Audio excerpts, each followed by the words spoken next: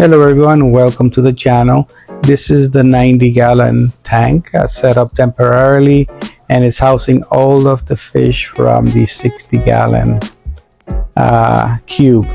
I had recently purchased this piece of Mapani wood, which I featured it or showed it at least on one of the videos where I did a store tour of the upgraded PetSmart Nanuet, New York. Then I compared it to another one that I happened to be in another area, showing the difference, which we all know what most of the PetSmarts look like. This is the 60-gallon cube that was sitting at the entrance of the kitchen near the living room here. I'm using this frosted glass stick-on material. It is attached with which basically you do it with a squeegee and water. It's not adhesive, but it does stay on. This is used for frosted glass, whether it's a window or a shower. The wires at the back are, once I organize them, then you will really not see them, but it allows at least hiding the material, hiding whatever equipment is back there, and also without having to paint it. This 90-gallon sits next to the 60 and the 120 here with the discus. There's temporarily holding the all the fish that were here in the 60. Again, excuse the mess. I'm still in the process of completing this organization of this area, and there's still some pending things. So this is the cabinet that I previously showed you. I just have it sitting on top there. I just put the towel for the moment just to protect that from any moving around.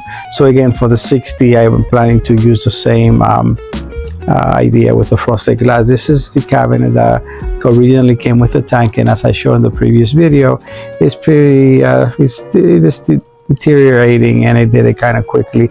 That door I may save for another project later because it's a new door. This I will be dismantling and throwing away, and it gives me an opportunity to finish the floor underneath, because I did finish most of these floors by hand, doing one section at a time. Since there were furniture, I just did one area, allow it to cure, and then moved the furniture and did the other area. So the 90-gallon right now is temporarily housing all of the 60-gallon fish. Some will stay here, probably the Buenos Aires tetras. They do school very nicely, as you see them whizzing by there. And this piece of Mapani wood that I found at a PetSmart, it actually has some caves that goes inside, and it has a lot of space for some of the plecos and loaches to hide underneath. I like this kind of interesting piece of wood, which I probably would add some Anubias. Everything else that's in there other than the Mapani wood belongs on the 60-gallon, so that will be all leaving with it. Just adding the spray here for that frosted glass stick-on is very easy to install. I had seen it on previous videos and some other people using the landscape, and I thought it was a good idea.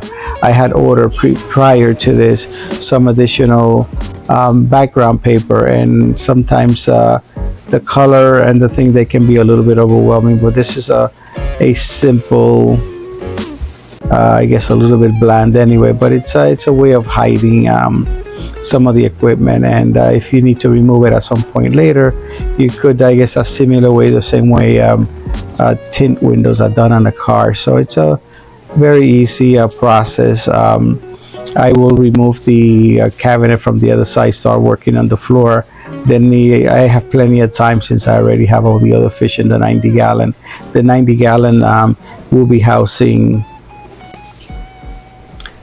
most of the roommates for the discus at the back. So this is completed now. It comes out pretty nice once you do it right, and so that's waiting to be placed back in its area and have most of the fish transfer back. You see the way it looks there, the wiring just show a little bit there. So this angel probably will stay in this large tank. I have two new angels that I'm quarantining. They kind of unique looking. I had not seen them before, but I have two young angels that I'll probably put in the 60. Hopefully they don't have aggression problem, as most of them do. I have kept them to one per tank pretty much, because one or another bullies the other one. So I like the way it looks right now. My wife liked the bare bottom tank, which was originally the idea for this 90 gallon. I thought I was going to be mostly discus with a few geophagus, but might as well leave the 120, which is larger, for the discus, and move all the other fast feeders, like there's some Denison barbs or roast line barbs, and some of the rainbow fish. They're pretty fast feeders, so I'm going to remove them, because although all the discus look well, there's a couple that look a little bit thin. It's not disease. I just think they're being overcompeted for food by the fast feeders. I have another young discus, a small one, that was pretty skinny, and I did not think it was going to survive. But I have him in a separate tank alone, and he's been doing actually quite well and has gained weight. Thank you for watching. If you have not done so, please subscribe, share, like, and press the notification bell. Thank you for your support and visiting our channel.